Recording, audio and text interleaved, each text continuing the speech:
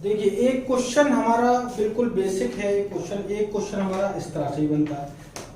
किस तरह से कि the angle of elevation of the top of tower from 2 points at a distance of 4 metre and 9 metre from the base of the tower in the same straight line with it are complementary. मैंने क्या बताया है आपको कि अगर आप photo बना लेते हैं बढ़िया से तो आपका क्वेश्चन खत्म। एप्लीकेशन ऑफ ट्रिग्नोमेट्री में इंपॉर्टेंट बात है इसकी फोटो बनाना। तो इसको किस तरह से करेंगे आप? इसको इस तरह से करेंगे कि आपको यहाँ पर ये कह रहा है कि एक टार है, मैंने टार बना लिया, इसकी हाइट में एच मान लेता हूँ क्योंकि ये आपको यही फाइंड करनी है, तो मैंने ये ले ली एच। ठीक है, इसके बाद क्वेश्चन में कह रहा है 2 पॉइंट्स हैं, तो मैंने यहाँ पर क्या करा, मैंने यहाँ पर 2 पॉइंट बना दिए। एक पॉइंट तो ये है इसका और दूसरा पॉइंट इसका ये है। ये थोड़ा सा और आगे बनाइए। ये 2 पॉइंट है, एक पॉइंट ये है और एक पॉइंट यहाँ पर इसका ये है। ठीक है, तो क्वेश्चन में कह रहा था from 2 points the angle of elevation from the top of a tower from 2 points at a distance of 4 metre, यानी कि ये 4 मीटर एंड 4 मीटर एंड यानी कि टावर के डिस्टेंस है, एक पॉइंट 4 मीटर पर है और दूसरा कितने मीटर पर है, 9 मीटर पर। तो एंगल जो बनते हैं, यानी कि मैं इसको ज्वाइन करूंगा, यहां से एक इस पॉइंट से एंगल ऑफ एलिवेशन बनेगा और एक बनेगा इस पॉइंट से angle of elevation from 2 points at a distance of 4 metre and 9 metre 9 meter from the base of the tower in the same straight line with it are complementary। complementary का angle अगर ये theta है तो ये क्या होगा, 90 minus theta. बचपन से आप ये बात पढ़ते हुए आ रहे हैं कि अगर कॉम्प्लीमेंट्री एंगल क्या होते हैं, एक थीटा है और एक 90 माइनस थीटा, यानी कॉम्प्लीमेंट्री एंगल क्या होते हैं,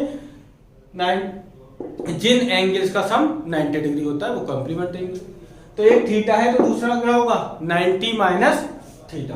तो यहां पर हमने क्या किया, एक थीटा ले लिया और एक 90 माइनस थीटा ले लिया, क्योंकि अब जैसे ही जैसे एक बात और इंपॉर्टेंट एप्लीकेशन ऑफ ट्रिग्नोमेट्री की, जैसे जैसे आप जितना टावर से दूर होते हुए चले जाएंगे आपकी जो वैल्यू है एंगल की वो कम होती चली जाएगी। जितना जितना टावर के बॉटम को अप्रोच करते चले जाएंगे एंगल आपका बढ़ता चला जाएगा। इसलिए अगर ये थीटा है तो ये 90 माइनस थीटा होगा।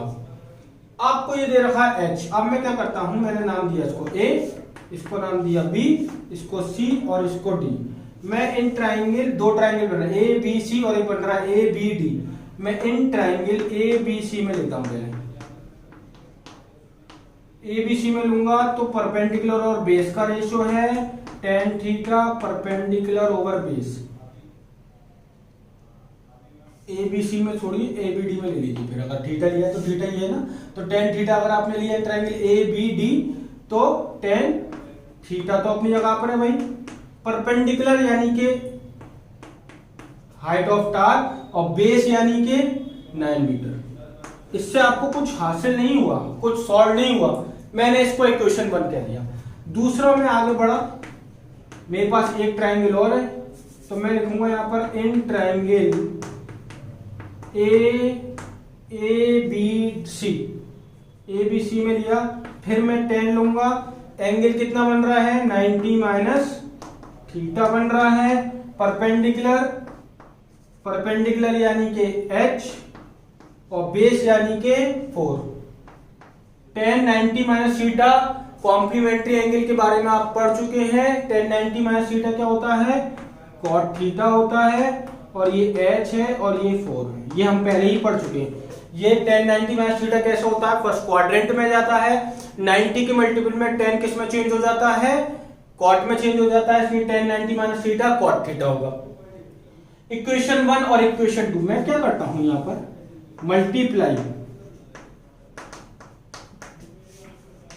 Equation 1 and equation 2। तो यानी क्या होगा, टेन थीटा यहां है और यहां कॉट थीटा मल्टीप्लाई, यहां पर कितना h/9 into H by 4। Tan theta और कॉट थीटा एक दूसरे के रेसिप्रोकल होते हैं, दोनों कैंसिल।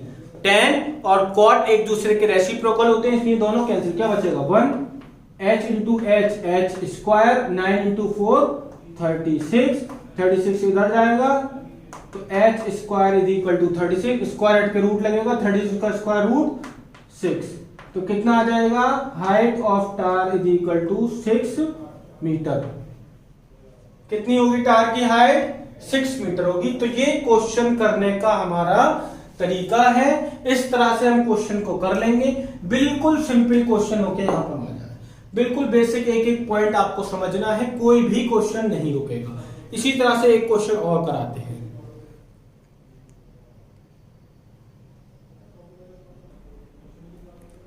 अब देखिए क्वेश्चन हमारे पास ये है, क्वेश्चन ये है, a person standing on a bank of a river. एक रिवर के बैंक पर एक पर्सन खड़ा हुआ है, ऑब्जर्व करता है the angle of elevation of the top of a tree standing on the opposite bank of a river is 60। मान लीजिए ये एक आपका ट्री है, ये एक किनारे पर है, ठीक है, रिवर के किनारे पर एक ट्री लगा हुआ है। यहां से यहां पे कोई बंदा है, फोटो बना रहे हैं इसकी, यहां कोई बंदा है, ये बंदा यहां खड़े होकर इस ट्री के टॉप को देख रहा है।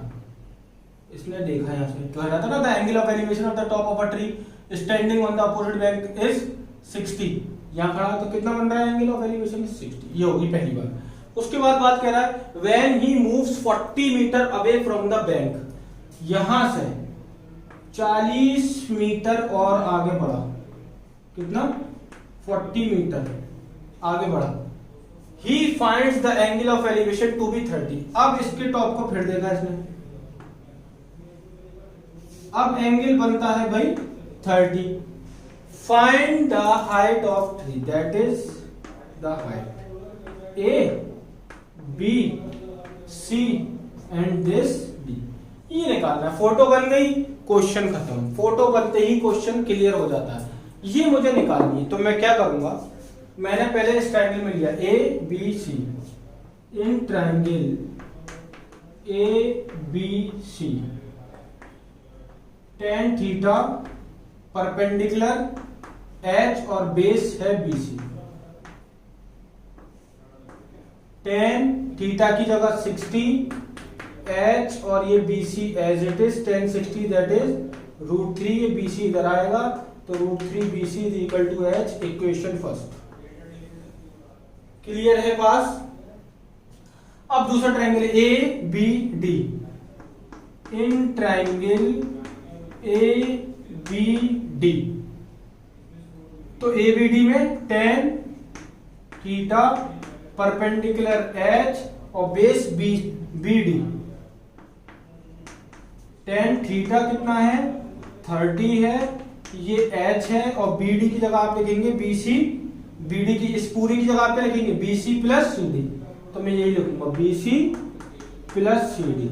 ये 1/√3 और ये H upon B C plus C D. इधर जाकर क्रॉस मल्टीप्लाई में ये 1 हो जाएगा, मतलब B C plus C D into 1 that is same, और ये एच उससे मल्टीप्लाई होगा तो एच √3। सी डी कितनी दे रखी थी 40। बीसी की वैल्यू उठाकर आप रिप्लेस करेंगे एच से। क्यों रिप्लेस कर रहे हैं, क्योंकि आपको एच चाहिए ना कि बीसी। तो बीसी की वैल्यू यहां से अगर आप देखेंगे तो ये हो जाएगी एच अपॉन √3।